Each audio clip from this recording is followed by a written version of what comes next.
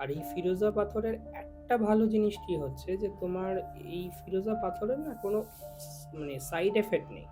মানে এটা যে কেউ পড়তে পারে, যে কেউ। যে কেউ পড়তে পারে। এবং এর কোনো সাইড এফেক্ট হবে না কোনো লাইফ। এখন বেশিরভাগ পলা সব মার্কেটে ডুপ্লিকেট প্লাস্টিক, আগুনের সামনে ধরবে পড়ে যাবে। ঠিক আছে, অরিজিনাল পলা আগুনের সামনে ধরো কিছু হবে না, কিচ্ছু না, কালোও পড়বে না। ভালো করবে না, কোনো রকম কোনো এফেক্ট পড়বে না। তো দেখবে ইউটিউবে ভিডিও খুলে নিজের পাথর নিজে ভেঙে দেখাচ্ছে, এই যে দেখো এটা আমার অরিজিনাল পাথর, আমি ভেঙে দেখিয়ে দিচ্ছি। তোমার কাছে যদি একটা সত্যির রত্ন থাকে না, তুমি কিন্তু ভাঙতে পারবে না। পাথর থাকলে তুমি পাথর একটা কেন দুটো ভাঙতে পারবে। এইগুলো লোকে বুঝতে পারছে না, এগুলো লোকে ভাবছে যে মানে খুব ইজিলি অ্যাক্সেসেবল, তা কিন্তু রত্নের সম্বন্ধে তাদের নলেজ নেই। তারা হয়তো কোনো একটা ভেন্ডারের উপর নির্ভরশীল, যে সেই ভেন্ডারের থেকে রত্ন নিচ্ছে পাইকারি রেটে, নিয়ে সেটা হোলসেল বিক্রি করে দিচ্ছে, হোলসেল থেকে কিনে বিক্রি করে দিচ্ছে, কিন্তু প্রপার নলেজ নেই। রত্ন যদি 10টা রত্ন তুমি যদি দেখো, তার মধ্যে কোনটা তোমার জন্য কাজ করবে সেটা যে অরিজিনাল রত্ন নিয়ে পড়াশোনা করেছে তবেই সে বলতে পারবে। ক্রিস্টালটা একটা কি বলতো মার্কেটিং গিমিক, আমি আগেও বলেছি আজও বলছি, ক্রিস্টাল বহু লোকে বহু আশা নিয়ে পড়েছে, ঠিক আছে, আলটিমেটলি ক্রিস্টালে কাজ হয়নি, সেসব ক্রিস্টাল এখন ডাস্টবিনের মধ্যে পড়ে পড়ে রয়েছে।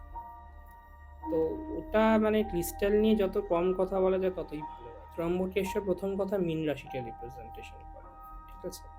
ত্রম্বকেশ্বরে কি হচ্ছে, তো এই যে কালসর্প যোগ যেটা বলি, এটা একমাত্র পৃথিবীর কাটানো সম্ভব, আমি আগের বারেও পডকাস্টে বলেছিলাম, আজও বলছি, এটা একমাত্র কাটানো সম্ভব হচ্ছে কিন্তু তোমার এই ত্রম্বকেশ্বর জ্যোতির্লিঙ্গে। তো নমস্কার বন্ধুরা, কেকে পডকাস্ট আবার স্বাগত জানাই।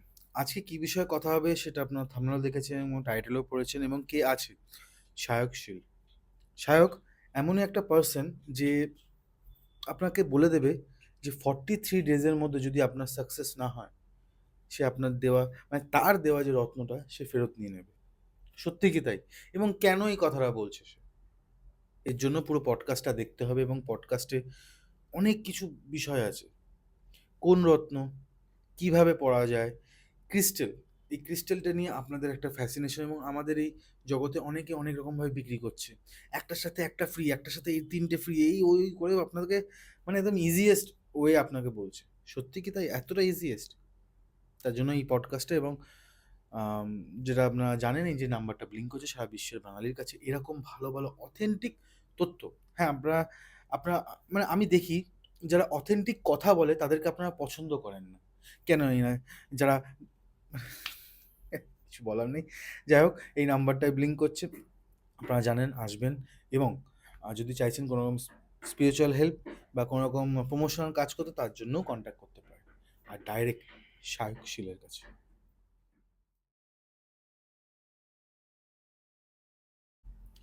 কেমন আছো সায়ক? ভালো আছি, তুমি কেমন আছো বলো। এই চলছে, থ্যাংক ইউ সো মাচ। আমরা আগের যে পডকাস্টটা করেছিলাম, যারা দেখেননি দর্শকরা বলবো ডিসক্রিপশনে লিঙ্ক দেওয়া আছে, তারা দেখুক। আমি যদি বলি, আমি এই পডকাস্ট মানে যতদিন ধরে করছি তার মধ্যে তুমি একমাত্র যে 43 দিন 43 ডেজ মধ্যে যদি কাজ না হয়, তাহলে মানে রত্ন তুমি ফেরত নিয়ে নেবে। একদম, এবং তুমি একটা চ্যালেঞ্জিং বলবে যে আমি এরকম কি অ্যাস্ট্রোলজি ছেড়ে দেবো, এরকম একটা এক্স্যাক্টলি বলেছিলে। 100 বার। মানে আমি আপনাদেরকে মানে জাস্ট মজা করছি না, এটা বাস্তব এটাই। এবং যারা যারা নিজে তারা কোনোদিনও মানে আমাকে ফোন করেও বা এরকম না, কিছু বলেন। তা আজকে তো জানবো অন্যরকম বিষয়গুলো নিয়ে, যেটা হচ্ছে যে আমার একটা স্টোন নিয়ে খুব ফ্যাসিনেশন আছে, এবং অনেক মানুষরা আজকালকার দেখি যেটা ইউজ করছে, যেটা হচ্ছে ফিরোজা। হুম হুম এবং এই ফিরোজা আমরা সালমান খানের হাতে দেখেছি, হুম বা অনেকের হাতে দেখেছি, ওনার বাবার হাতেও দেখেছি। হুম হুম। তো তোমার মতে কি ফিরোজা কি? দেখো, ফিরোজা অ্যাকচুয়ালি অনেকগুলো গ্রহর একসাথে প্রতিকার হিসেবে কাজ করে। কারোর মান্যতা আছে যে ফিরোজা হুম। শনির হিসেবে কাজ করে, ফিরোজা বুধেরও কাজ করে, এবার ফিরোজা অনেক ক্ষেত্রে কিন্তু এটাও মানা হয় যে বৃহস্পতিরও কাজ করে। এইবার ফিরোজার মধ্যে যে পাইরাইটের যে পার্টটা থাকে, সেটার জন্য এটা এভিডেন্ট যে এটা স্যাটার্নের জন্য বেশি রকমভাবে উপযোগী, অ্যাজ ওয়েল অ্যাজ জুপিটার এবং হচ্ছে তার সাথে হচ্ছে মার্কিউরি। হুম। আর এই ফিরোজা পাথরের একটা ভালো জিনিস কি হচ্ছে যে তোমার এই ফিরোজা পাথরের না কোনো মানে সাইড এফেক্ট নেই। মানে এটা যে কেউ পড়তে পারে, যে কেউ। যে কেউ পড়তে পারে। এবং এর কোনো সাইড এফেক্ট হবে না কোনোদিন লাইফে। এইটা একটা ফিরোজা পাথরের সবচেয়ে ভালো দিক, এবং যার জন্য ফিরোজা পাথর খুব মানে সৌভাগ্যের প্রতীক হিসেবে লোকে বাড়িতেও রাখে। বুঝতে পারছো বিষয়টা?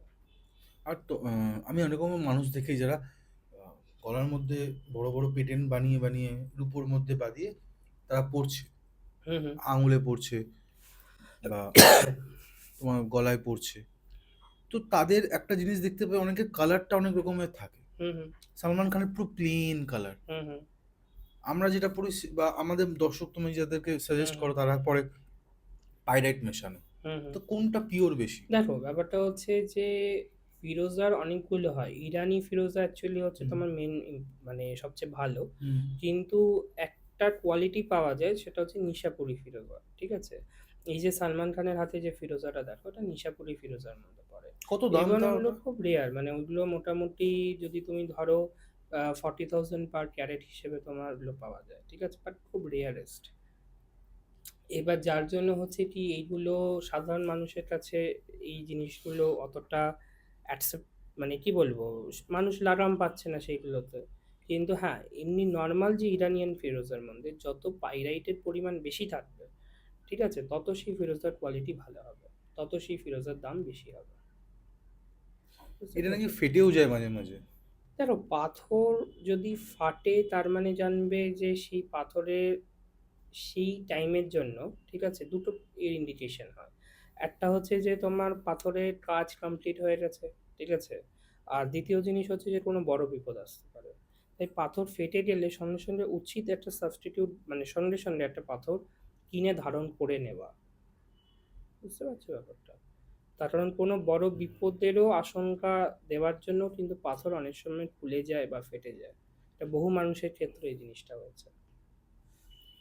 পলা, এই যে শাখা পলা বলা হয়, আমি এটা শুনেছি, তুমি তোমাকে কারেকশন করে দেবে, যেটা আগেকার দিনে মেয়েরা ওই হাতে যে লাল রঙের যেটা এখন প্লাস্টিকের পাওয়া যায় সেটাকে তারা পলা হিসাবে পরতো। হুম হুম এখন তো সেটার দাম প্রচুর হয়ে যাবে, অনেকে হুম তো হুম যারা হুম হুম শখিন তারা কিনছে। হুম হুম। মেয়েরা এত বেশি পলা কেন ইউজ করে? দেখো মেয়েদের জন্য পলাটা এই জন্য বেশি ইউজ করা হয়, ব্যাপারটা হচ্ছে যে মাঙ্গলিক যেটা আমরা জানি, ঠিক আছে, মঙ্গল যদি লগ্ন চতুর্থ সপ্তম অষ্টম বা দ্বাদশ ঘরে থাকে সেটা মাঙ্গলিক বলা হয়। এবং যেহেতু আমরা একটা জিনিস জানি যে মেয়েদের থেকে পিরিয়ডস একটা মেন ইম্পর্টেন্ট জিনিস, ঠিক আছে, পিরিয়ড সিগনিফাই করে হচ্ছে ব্লাডকে, আর ব্লাডের কারক হচ্ছে কিন্তু মঙ্গল। তো যার জন্য মেয়েদের জন্য পলাটা সবসময় কিন্তু মানে খুব একটা অ্যাজ এ প্রোটেক্টর হিসেবেই কাজ করে। তাও চার্ট হিসেবে দেখতে হয় যে কার পলা পরা উচিত, কার পলা পরা উচিত নয়। তার কারণ আমি আগের পডকাস্টেও আলোচনা করেছি যে সব স্টোন কিন্তু সবার জন্য স্যুট করে না। এইবার একটা বিষয় তুমি খুব ভালো বললে, পলা নিয়ে যখন একটা প্রসঙ্গ আমি বলে দিই, অনেকেই আজকের দিনে পলা বাজারে বিক্রি করছে, ঠিক আছে, পলা অরিজিনাল কি পলা নকল সেটা তুমি বুঝবে কি করে? খুব সোজা উপায় আমি আমাদের দর্শকদের একটা জিনিস বলে দিচ্ছি, যারা পলা ইউজ করছেন, জাস্ট একটা ছোট জলের ড্রপার দিয়ে বা একটা ছোট জলের ফোঁটা পলার উপর দিতে, দিয়ে পলাটাকে উল্টো করতে, যদি দেখেন যে পলাটা জলটাকে হোল্ড করে রয়েছে, তার মানে যেমন এটা অরিজিনাল, কারণ পলার মধ্যে একটা হাইড্রোফিলিক একটা নেচার কিন্তু রয়েছে। আর যদি দেখেন যে পলার থেকে জলটা গড়িয়ে গেল পেছন করার পর, ঠিক আছে, মানে উল্টানোর পর, তার মানে জানবেন যে পলাটা কিন্তু ডুপ্লিকেট। তো এই জিনিস কিছু কিছু ছোট জিনিস দেখেও কিন্তু টেস্ট করে বোঝা যায়। এটা হচ্ছে মেন ব্যাপার। ছেলেরা আর পড়তে পারে? অরিজিনাল পলা, আরেকটা কথা বলি, তুমি এখন বেশিরভাগ পলা সব মার্কেটে ডুপ্লিকেট প্লাস্টিক, আগুনের সামনে ধরবে পড়ে যাবে। ঠিক আছে? অরিজিনাল পলা আগুনের সামনে ধরো কিচ্ছু হবে না, কিচ্ছু না, কালোও পড়বে না। কালো পড়বে না, কোনো রকম কোনো এফেক্ট পড়বে না বলো। বাহ! আর একটা হচ্ছে গোমেদ, হুম হুম। এই পাথরটা নিয়ে কিছু বলবে একটু? দেখো গোমেদ এটা এখন মার্কেটে সবচেয়ে বেশি মানে ফ্রড হিসেবে বিক্রি হচ্ছে। তাই না? তার কারণ বিয়ারের বোতল ভাঙার যে কাজ হয়, হ্যাঁ। সেইটাকে এখন লোকে কাটিং করে গোমেদ হিসেবে বিক্রি করে দিচ্ছে। বুঝতে পারছো? গোমেদের অ্যাকচুয়ালি তোমার স্পিসিসের নেম হচ্ছে হেসোনাইট গার্নেট। ঠিক আছে? গার্নেট হয়, হেসোনাইট গার্নেট হয়। গোমেদকে বলা হয় হেসোনাইট গার্নেট।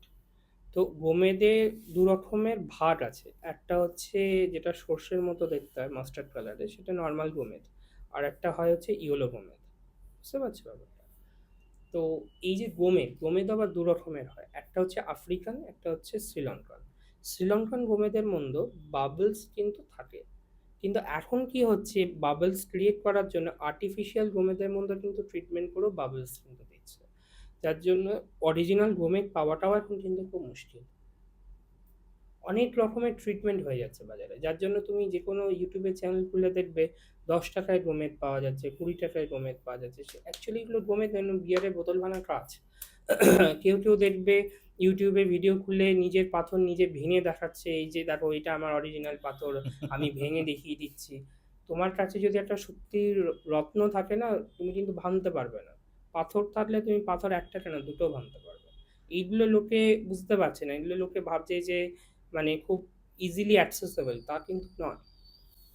মানে মানে যদি গোমেদ বা যে কোনো একটা যেমন রত্ন নিই, গোমেদ সবচেয়ে ভাঙবে বড় না? কথা হচ্ছে, না না ভাঙবে না নয়, ভাঙবে না কেন, ভাঙবে। কিন্তু এই যে এখনকার দিনে সব মানে দেখাচ্ছে না ইউটিউবে প্রমোশন করার জন্য বিভিন্ন হ্যাঁ, পাথর দিয়ে পাথর মারছে, মেরে ভেঙে হাতুড়ি যাচ্ছে। মেরে ভেঙে দিচ্ছে, এগুলো সবটাই হচ্ছে মানে এক রকমের মার্কেটিং গিমিক। এবং দ্বিতীয় জিনিস হচ্ছে যে গোমেদ কিন্তু সবার জন্য কিন্তু সুটেবল নয় কিন্তু, এটাও মাথায় রাখতে হবে। কিছু স্পেসিফিক রাহুর পজিশনের উপর বেস করেই গোমেদ করা যায়, না হলে কিন্তু গোমেদের নেগেটিভ এফেক্ট বেশি হয়। হুম। বুঝতে পারছো বিষয়টা? যাই হোক, অনেকেই বলছে টোপাজ। হুম হুম। এই টোপাজ ব্যাপারটা কি একটু বলবে? মানে এই রত্নটা কি? প্রথম কথা হচ্ছে, এটা কোশ্চেনটা করে খুব ভালো কাজ করলো, তার কারণ বেশিরভাগ যেটা এই যে টোপাস যে মার্কেটে যেটা বলছে না টোপাস বলে, সেটা অ্যাকচুয়ালি কিন্তু সিট্রিন। দেখবে এই যে দোকানে যেগুলো সব বলছে 5 টাকা 10 টাকা 20 টাকার রতিতে টোপাজ বিক্রি করছে তারা, ঠিক আছে? প্রথমত তারা ক্যারেটের জায়গায় রতিতে বিক্রি করছে, এটা তো একটা ফার্স্ট স্ক্যাম। আর সেকেন্ড জিনিস হচ্ছে যে এই যে টোপাজ বলে যেগুলো বিক্রি হচ্ছে, তুমি যদি জিওলজিক্যাল সার্ভেতে দাও সেটার রিপোর্ট আসবে সিট্রিন। সিট্রিন আলাদা, টোপাজ আলাদা। টোপাজের স্পেসিফিক গ্র্যাভিটি আলাদা হয়, সিট্রিনের স্পেসিফিক গ্র্যাভিটি আলাদা হয়। যেগুলো দেবে প্রচণ্ড হলুদ, পুরো প্রচণ্ড চকচকে হলুদ হয়, সেগুলো হচ্ছে সিট্রিন। আর অরিজিনাল যে টোপাজ হয় সেটা অনেকটা পোর্টরাজের মতো দেখতে হয়, তার মধ্যে কিন্তু ইনক্লুশন আলাদা থাকে। তো সেই জায়গায় মানুষ ভুলটা করে ফেলছে। মানুষ টোপাজ পড়তে গিয়ে টোপাজ হচ্ছে পোর্টরাজের উপরত, বুঝতে পারছো? তো লোকে টোপাজ পড়তে গিয়ে অ্যাকচুয়ালি সিট্রিন পড়ছে, যার ফলে কাজও হচ্ছে না। সিট্রিন বেশিরভাগ সব প্রসেসড।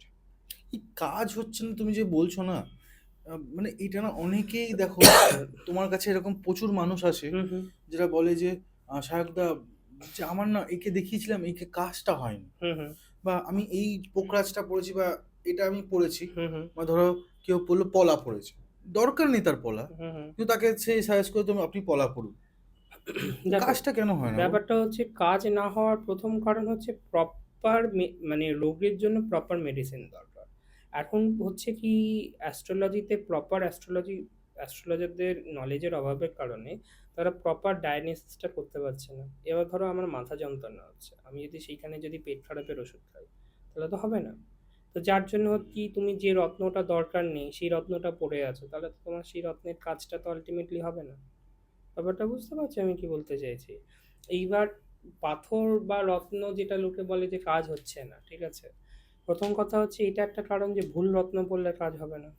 দ্বিতীয় হচ্ছে যে ধরো তোমাকে অরিজিনাল রত্নটা বললো যে এই রত্ন পড়তে হবে, লোকে যেখান থেকে পারচেস করছে সেখানে অনেক রকমের মিলাওয়াট থাকছে, যার জন্য সেই রত্নটা অরিজিনাল ফর্মে পাচ্ছে না, তার জন্য কাজ হচ্ছে না। একটা মেডিসিনে যেমন প্যারাসিটামলের পাওয়ার থাকে 500 650 1000, তেমনি রত্নেরও কিন্তু প্রত্যেকটা ওজন, তার স্পেসিফিক গ্র্যাভিটি, রিফ্র্যাক্টিভ ইন্ডেক্স সব কিছু থাকে। তো সেই প্রপার ওজন, সেই সব কিছু অনুযায়ী একটা রত্নকে কিন্তু প্রেসক্রাইব করতে হয়। তো সেটা অনেকে করতে পারছে না, যার জন্য কাজ হচ্ছে না। আর তারপরে ধরো আর একটা সবচেয়ে ইম্পর্টেন্ট জিনিস হচ্ছে কি, যে রত্ন কাজ না হওয়ার আর একটা কারণ, রত্নকে শুদ্ধিকরণ করে দিতে হয়। যতক্ষণ পর্যন্ত না তুমি সেই রত্নটাকে এনার্জাইজ করছো, প্রকৃত অ্যাস্ট্রোলজার বা প্রকৃত যারা এনার্জাইজ করতে পারে রত্নকে নাম গোত্র দিয়ে, তবেই সেই রত্নটা বডিতে স্যুট করবে, আদারওয়াইজ কিন্তু বডিতে কিন্তু সেটা স্যুট করবে না। বুঝতে পারছো? কারণ রত্ন ফ্রিকোয়েন্সিটাকে অ্যাবজর্ব করে। এটা একটা বিষয়। আর দ্বিতীয় বিষয় হচ্ছে, ধরো কেউ খুব উচ্ছৃঙ্খল জীবনযাপন করছে, মদ খাচ্ছে, খুব উচ্ছৃঙ্খলভাবে জীবনযাপন করছে, তাদের ক্ষেত্রেও রত্ন কাজ করতে লেট হয়। তো জীবনযাত্রাটাকেও আমাকে পজিটিভ রাখতে হবে। সব রকমের কারণ কাজ করে বলেই কিন্তু আজকে রত্নর জায়গায় কিন্তু এত লোকে, এই যে লোকে বলছে রত্ন কাজ করছে না, এই কারণ হচ্ছে এত। মানে তোমার ক্যান্সার হয়েছে, তোমাকে লোকেরা মানে ডাক্তারবাবু তোমাকে একটা রুটিন দিয়ে দিয়েছে, হুম। বলছে তুমি যদি মদ খাও তোমাকে আর কেউ বাঁচাতে পারবে না। বাঁচাতে পারবে তুমি না। এদিকে ওষুধও খাচ্ছ, এদিকে আবার আবার মদও মদও খাচ্ছ, খাচ্ছ, তাহলে তোমাদের হবে না। ওষুধটা কাজ করবে কিভাবে? কিভাবে কাজ করবে? হবে না। এটাই তো এটাই মেন তো কারণ। মেন কারণ প্রথম হচ্ছে, তাহলে। দেখো কৌশিক, একটা জিনিস আমি আগেও বলেছি, আজও বলছি একটা কথা, এটা আমাদের দর্শকদের অ্যাওয়ার্ড করার জন্যই বলা, যে লোকে পয়সা বাঁচানোর জন্য কম টাকায় ভাবে পুষ্টিকর খাদ্য, কিন্তু এইটা করতে গেলে বিপদ।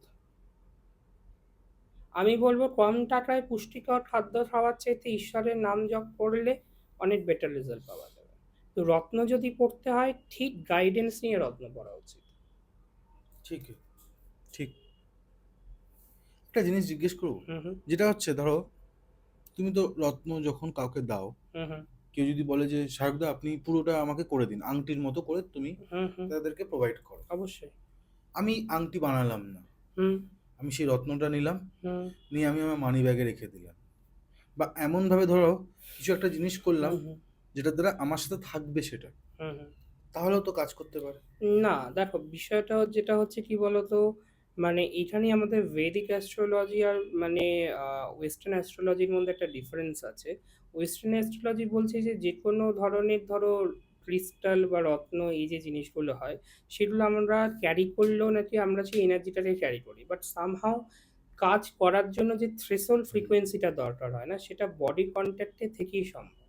তার কারণে একটা ধরো তোমার যে ফ্রিকোয়েন্সিতে কাজটা হওয়ার কথা, সেই রত্নটা তুমি যখন ধারণ করছো, সানলাইটে বলো বা নিজের বডির হিটে যে ডিফ্র্যাকশনটা হচ্ছে কালারে, সেই ওয়েভলেন্থটা সেই বডিটা কিন্তু অ্যাবজর্ব করে।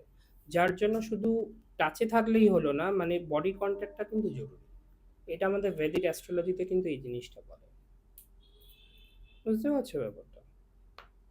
হুম, এটা খুব ভালো জিনিস আমি ইয়ে করলাম, মানে কোনো না কোনোভাবে একটা মানুষের সাথে স্কিনতে টাচ স্কিনের লাগবে। টাচটা থাকার দরকার, যার জন্য কৌশিক সত্যি কথা বলতে গেলে এখন তো মডার্ন ইয়েতে আমরা চামচ দিয়ে খাই, স্পুন দিয়ে খাই। হুম তুমি দেখবে যারা মানে বৈদিক টাইমে বলো বা প্রাচীন টাইমে আমাদের বলা হতো হাত দিয়ে খাওয়ার জন্য, হুম খাবারের হাত দিয়ে খাওয়ার জন্য, বিকজ এতে কি হচ্ছে, হাতের স্পর্শটা মুখের সাথে টাচ হচ্ছে এবং বডির যে আত্মা, সেই আত্মার সাথে সেটার কানেকশনটা বাড়ছে।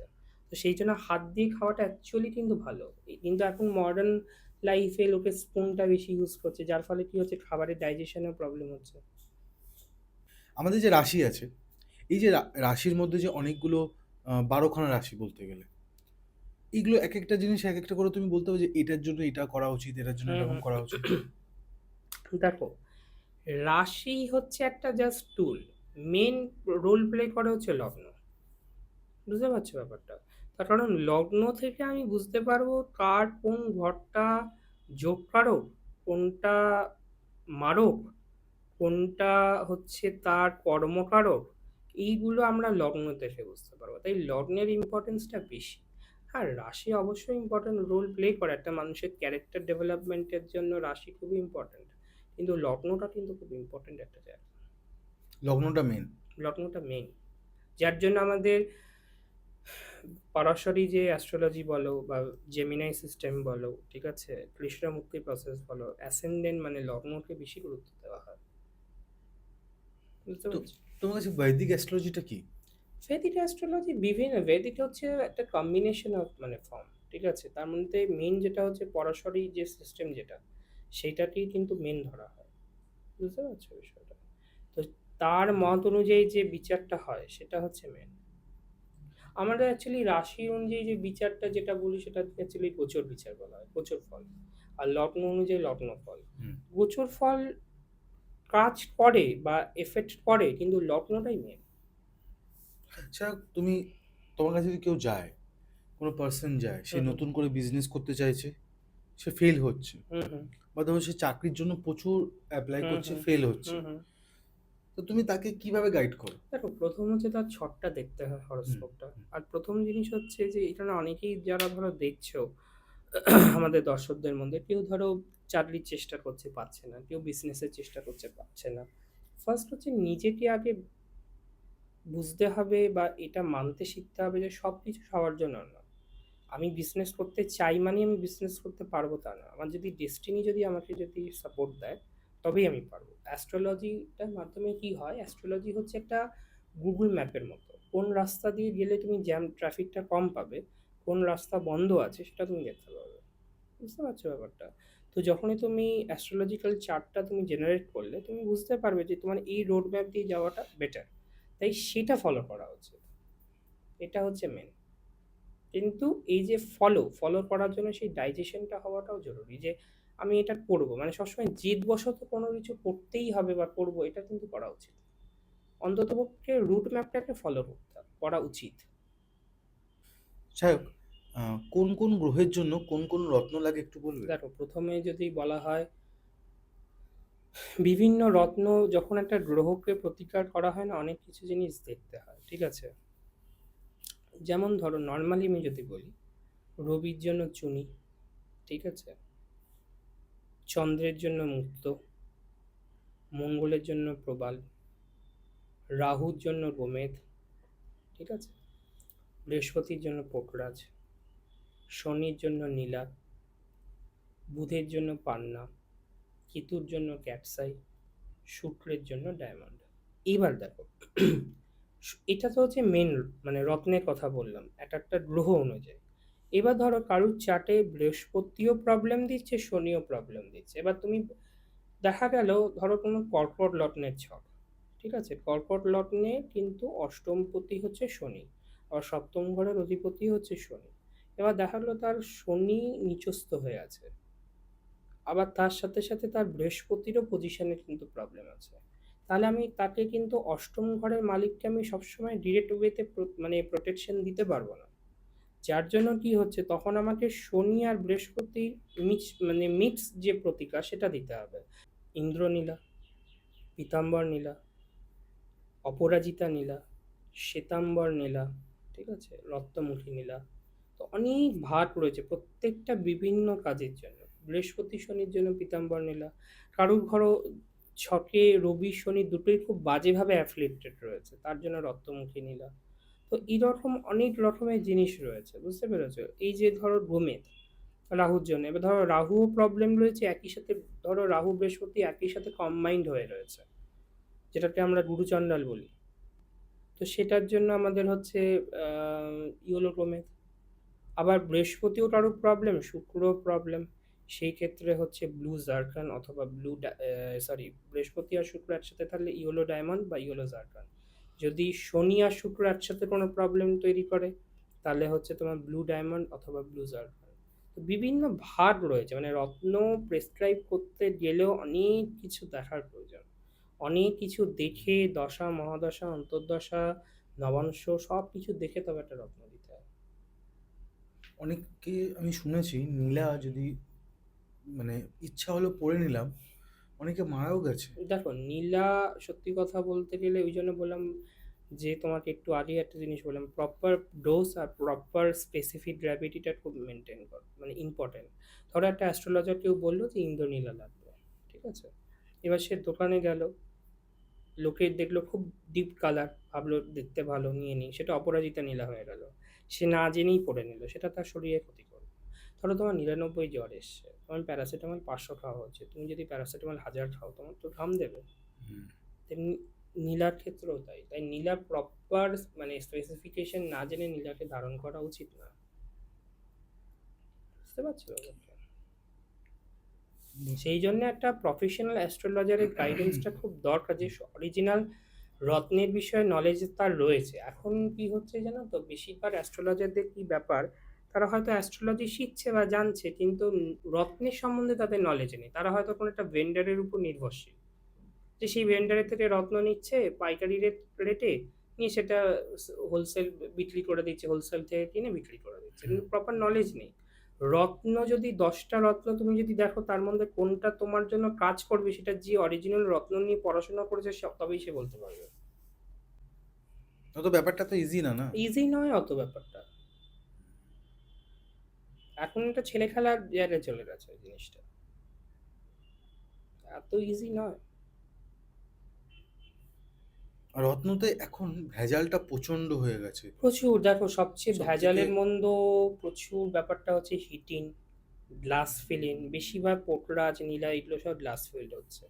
তারপরে হচ্ছে প্রসেসিং, কালার ট্রিটমেন্ট করা, হুম, প্রচুর হুম, এই হুম, হুম। জিনিসগুলো চলে আসছে, সত্যি। যার জন্য এই যে মুক্তো, বেশিরভাগ মুক্তো সব প্রসেসড, কালচারড,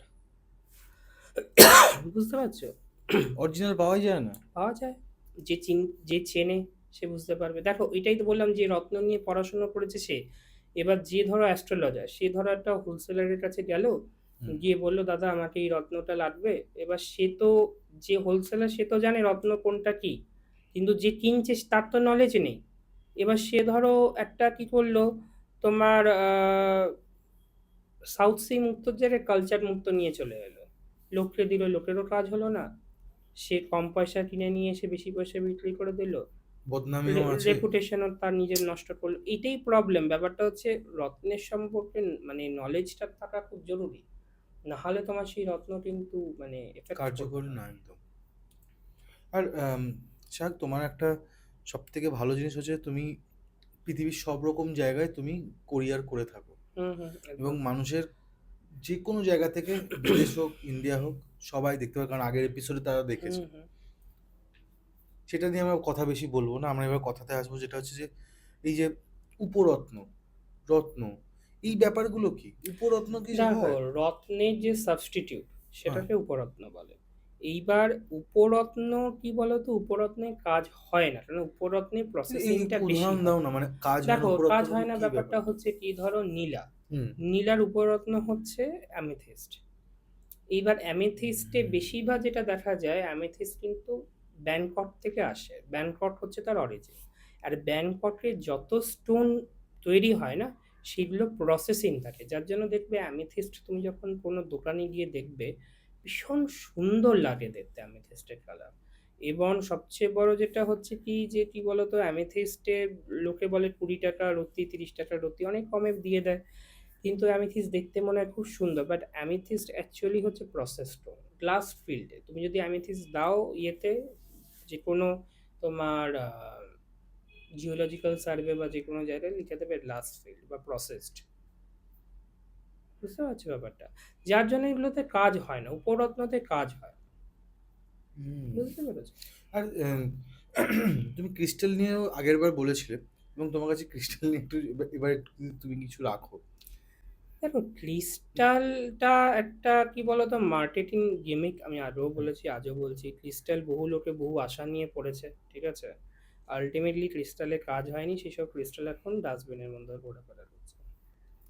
তো ওটা মানে ক্রিস্টাল নিয়ে যত কম কথা বলা যায় ততই ভালো আর কি। মানে ক্রিস্টাল হচ্ছে মানে কি বলবো আর, বেশিরভাগ যেগুলো লোকে বলে, এই যে লোকে এখন একটা খুব বড় লোকে বলছে ধানজোট ব্রেসলেট বা ধানিয়ট ব্রেসলেট, ঠিক আছে, পাইরাইট তো এখন অনেকটা লোকের এই যে হুম, হুম। মানে পাইরাইট নিয়ে যে ম্যাডনেস লোকের কমেছে, এখন ধানিয়ট ব্রেসলেট, ঠিক আছে, এই ব্রেসলেট ওই ব্রেসলেট লোকে বলে, এগুলো কোনো কোনো ভ্যালু নেই, কোনো ভ্যালু নেই। কোনো ভ্যালু যে নেই। এত লোক ব্রেসলেট বিক্রি করছে, এবং আমার দেখো এখানেও এত লোক মানুষ, এসছে। এটা আমাদের তোমাদের কোশিট বুঝতে হবে, এটা আমাদের ইন্ডিয়া, ঠিক আছে, ইন্ডিয়াতে যেমন পারচেসিং পাওয়ার যুক্ত মানুষও রয়েছে, তেমনি মানে কি বলবো, বিলো দ্য পভার্টি লাইনেও প্রচুর মানুষ রয়েছে, হুম। ঠিক আছে, প্লাস বহু মানুষের থিওরি হচ্ছে যে এইসব অ্যাস্ট্রোলজির পেছনে বেশি পয়সা খরচা করবো না, যত কম টাকায় করা যায়। এই মাইন্ডসেটে যত মানুষ থাকবে তাদের ক্ষেত্রে তো এই প্রবলেমটা হবেই। তুমি যদি কম টাকায় যদি পুষ্টিকর খাদ্য খেতে যাও, ঠিক আছে, তাহলে তো সেটার সস্তা তিন অবস্থা জানোই। তোমাকে ধরো না, আমি যদি জিজ্ঞেস করি যে এর পার্থক্যটা কি আছে? দেখো পার্থক্য তো তখন বলবো যদি সেই জিনিসটা এক্সিস্ট করে, বেশিরভাগ ক্রিস্টালের তো কোনো এক্সিস্টেন্সই নেই, বেশিরভাগ কাঁচ দিয়ে দিচ্ছে, কাচের সাথে আমি রত্নে কি তুলনা করবো? কাঁচ আর রত্নের মধ্যে আমি কি তুলনা আর করবো? যদি ধরো আমি তোমাকে চ্যালেঞ্জ করলাম তারা ঠিক ক্রিস্টাল দিচ্ছে। সবচেয়ে বড় কথা কি জানো? ঠিক ক্রিস্টাল বলে কিছু হয় না, এই জন্য তুমি IGI তে নিয়ে যাবে। হুম। বলবে ক্রিস্টালে আমরা টেস্টিং করি। প্লাস ওরা জানে যে এগুলো সব বিটস গুলো যেগুলো থাকে না সব গ্লাস ফিল্ড। হ্যাঁ, যে GSI তে নিয়ে যাও, GSI বলে আমরা টেস্ট করি না। ডিরেক্ট আমি বলে দিচ্ছি। কেউ তোমাকে GSI টেস্ট করিয়ে কিন্তু দেবে না। তারা সার্টিফিকেটটা কিসের দিচ্ছে? এগুলো তো এখন দেখো মানে হাতে লিখেও লোকের সার্টিফিকেট দিয়ে দেয়। সেগুলো নিয়ে নাই বা বললাম। মানে এতটাই মানে শোচনীয় অবস্থা হয়ে গেছে এখন। কি অবস্থা!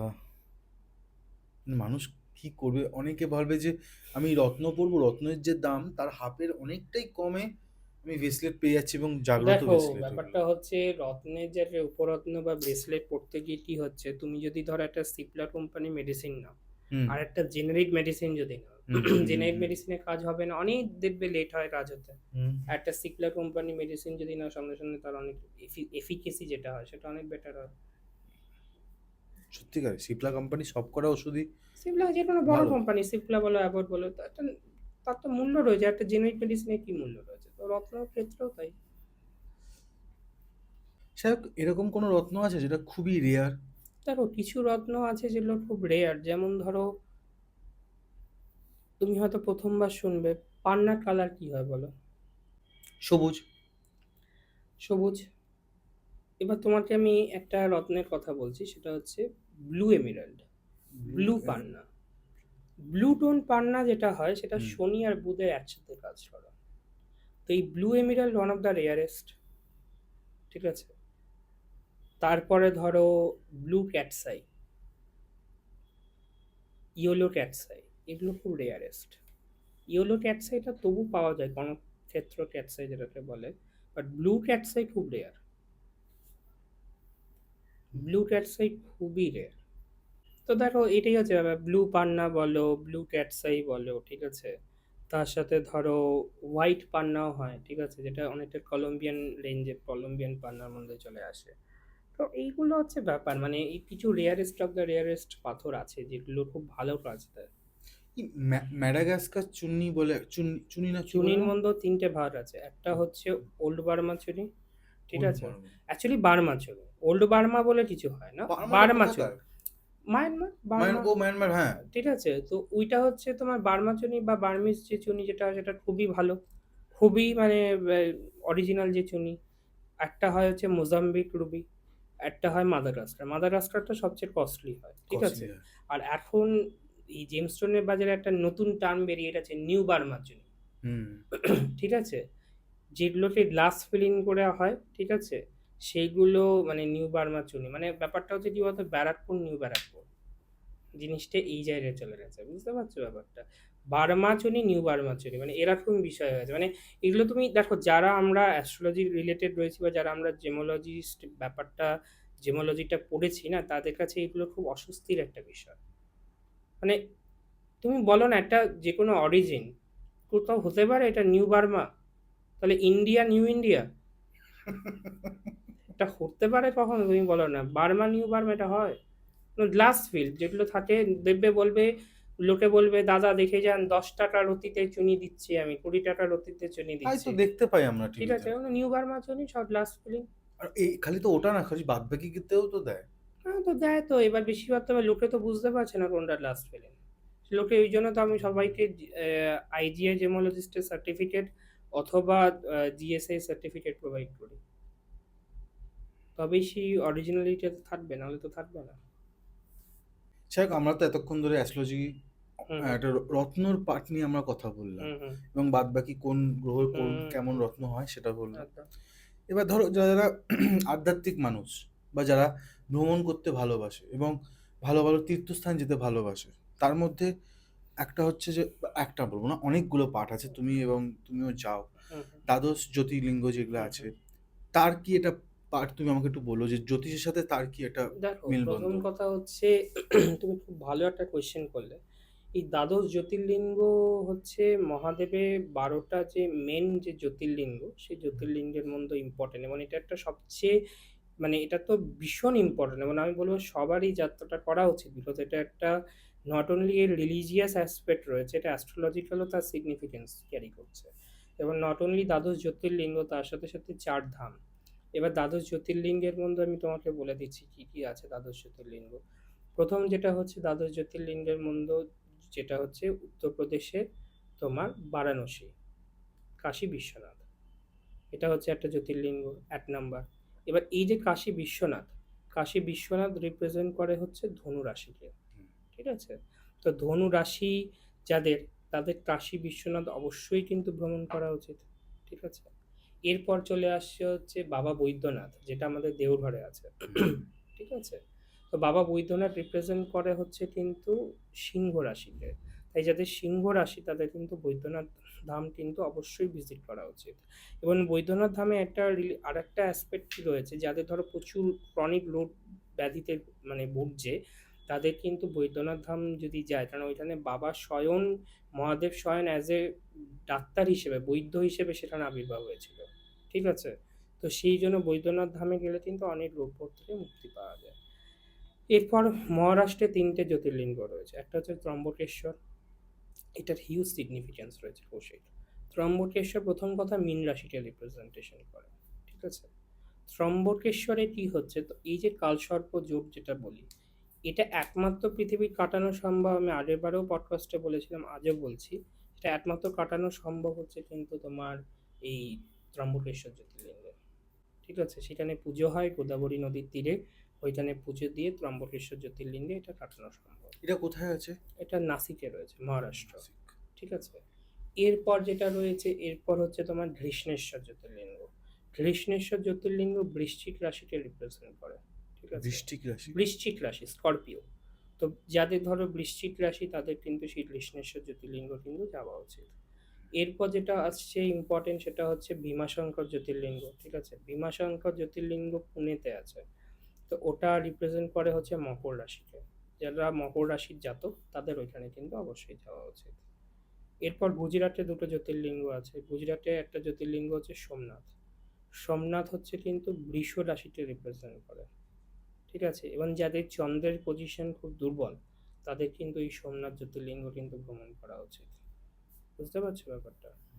আচ্ছা, এরপর দেখো, এরপর যেটা হচ্ছে তোমার গুজরাটের মধ্যে আর একটা আছে নাগেশ্বর জ্যোতির্লিঙ্গ, ঠিক আছে? নাগেশ্বর জ্যোতির্লিঙ্গ হচ্ছে কিন্তু যাদের কন্যা রাশি, তাদের কিন্তু নাগেশ্বর জ্যোতির্লিঙ্গে যাওয়া উচিত। বুঝতে পেরেছো?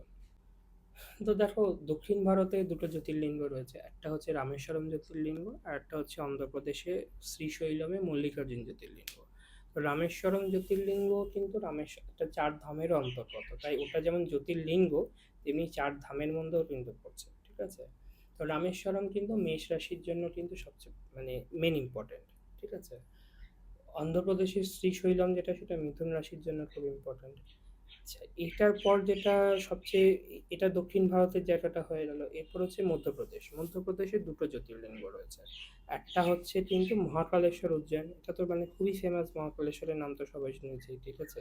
প্রথম কথা হচ্ছে মহাকালেশ্বর হচ্ছে তুলা রাশির জন্য খুব ইম্পর্টেন্ট, এবং মহাকালেশ্বরের কাছে গেলে তুমি মোক্ষ প্রাপ্তি বা তোমার যে মৃত্যু ভয় সেই জায়গাটা কেটে যায়। তারপরে যেটা যে জ্যোতির্লিঙ্গটা রয়েছে সেটা হচ্ছে ওমকারেশ্বর। ওমকারেশ্বর হচ্ছে কর্কট রাশির জন্য বা ক্যান্সার যাদের, ক্যান্সার রাশি যাদের, তাদের জন্য কিন্তু হচ্ছে ওমকারেশ্বর, ঠিক আছে? এরপর যেটা হচ্ছে সেটা হচ্ছে কেদারনাথ, সেটা খুব ইম্পর্টেন্ট একটা জায়গা, সেটা হচ্ছে কিন্তু কুম্ভ রাশিকে কিন্তু রিপ্রেজেন্ট করে। তো কেদারনাথে গেলেও মানুষ মুক্তির পথে বলো, আধ্যাত্মিক চেতনার পথে এগোতে পারে। আর ৪ ধামও খুব ইম্পর্টেন্ট, আর ৪ ধামও আমাদের বিভিন্ন গ্রহের সাথে আমাদের কানেক্ট করছে। যেমন হচ্ছে সবার প্রথমে পুরী জগন্নাথ ধাম, ঠিক আছে? দ্বিতীয় হচ্ছে রামেশ্বরমের কথা বললাম, ঠিক আছে? তৃতীয় হচ্ছে তোমার দ্বারকাতে তোমার দ্বারকাধীশ, ঠিক আছে, গুজরাটে। আর তারপরে হচ্ছে তোমার তার সাথে যেটা হচ্ছে ইয়ে আমাদের বদ্রীনাথ ধাম। আর গুজরাট বলতে মনে পড়লো, গুজরাটেও কিন্তু ২টো জ্যোতির্লিঙ্গ আছে, একটা হচ্ছে কিন্তু সোমনাথ জ্যোতির্লিঙ্গ, ঠিক আছে? আর একটা হচ্ছে কিন্তু নাগেশ্বর জ্যোতির্লিঙ্গ। নাগেশ্বরটা তুমি বলেছিলে। বলেছিলেন? সোমনাথ তুমি বলো। বলে সোমনাথ বলে, হ্যাঁ, সোমনাথ হচ্ছে তোমার, দেখো, যাদের চন্দ্রের পজিশন খুব দুর্বল, ঠিক আছে, তাদের জন্য কিন্তু সোমনাথটা কিন্তু খুব মানে লাগে, সেটা বৃষ রাশির জন্য। তুমি তুমি কি শেষ করেছো পুরোপুরি? হুম, তুমি একটা কথা বলো, তুমি যে এতগুলো আমাদের আছে দর্শকদের বললে, এতগুলো হুম, ধামে আমাদের 12খানা ধাম যেগুলো তুমি 12টা জ্যোতির্লিঙ্গ। জ্যোতির্লিঙ্গ, সরি, 12টা জ্যোতির্লিঙ্গর কথা হুম, তুমি হুম। বলছো। মানুষ তাহলে ওখানে গেলেই তো মানুষ নিজের সবকিছুর আশা আকাঙ্ক্ষা সব হ্যাঁ, মিটিয়ে দেখো যাবে। মানুষ যদি নিজের ডেইলি লাইফের হ্যাবিটটাকে যদি ঠিক করতে পারে, হুম, তাহলে অনেক কিছুই ঠিক করা যায়। যার জন্য তো মানুষ তো দেখো মানুষের মধ্যে ডিসিপ্লিনের তো সবচেয়ে বড় অভাব। ডিসিপ্লিনের অভাব বলেই তো সমস্যাটা মেইন তৈরি হয়। হুম, কর্মচক্রটাই তো শুরু হচ্ছে ডিসিপ্লিন দিয়ে। বুঝতে পারছো? তোমার যদি এই ডিসিপ্লিনটা ভুল থাকে তাহলেই তো কর্মচক্র তোমার খারাপ হয়ে যাবে। ঠিকই। বুঝতে পেরেছো? থ্যাংক ইউ সায়ক, আমাদের সাথে এত সুন্দর ওয়েলকাম। মানে জ্যোতিষী কি বা জ্যোতিষ কি জিনিস সেটা শেয়ার করার জন্য, এবং এই 12খানা জ্যোতির্লিঙ্গ যেগুলোতে আমাদের মানুষদের যাওয়া উচিত হুম, হুম। সেগুলো তুমি বিস্তারিত বললে, এবং থ্যাংক ইউ সো মাচ। এবং আপনাদেরকেও বলবো, নাম্বার দেওয়া আছে, আপনারা দেখতে পাচ্ছেন নাম্বার, সেই নাম্বারে আপনারা কল করতে হবে। এবং আপনি যদি চান সব রকম বিষয়, তুমি তো জটক বিচারও করো, জোটর বিচারও করি সব সব কিছু রকম। সব যে কিছু। কোনো রকম কোনো যদি গাইডেন্সের দরকার হয়, হুম, ঠিক হুম, আছে? স্ক্রিনে যে নাম্বার দেওয়া আছে সেই হুম। নাম্বারে যোগাযোগ করলেই হবে। মানে আপনি বুঝতে আশা করি যত যারা আছেন এতক্ষণ ধরে বুঝতেই পেরেছেন যে কি করলে কার কাছে গেলে আপনাদের ভালো হবে, এবং এতক্ষণ আছেন এটাও শুনেছেন যে রত্ন কিভাবে সায়ক দেয়। আর বেশি দীর্ঘায়িত করবো না, আমি আপনাদের হোস্ট কৌশিক সেন, আজকে আমাদের গেস্ট আবারও সায়ক। এবং হ্যাঁ, এর আগের পডকাস্টে কিন্তু ডিসক্রিপশনে আছে, আপনারা দেখবেন, চেক আউট করবেন। এবং ক্যামেরা পেছনে অ্যাজ ইউজুয়াল কিংসুক সেন। নমস্কার। নমস্কার স্যার।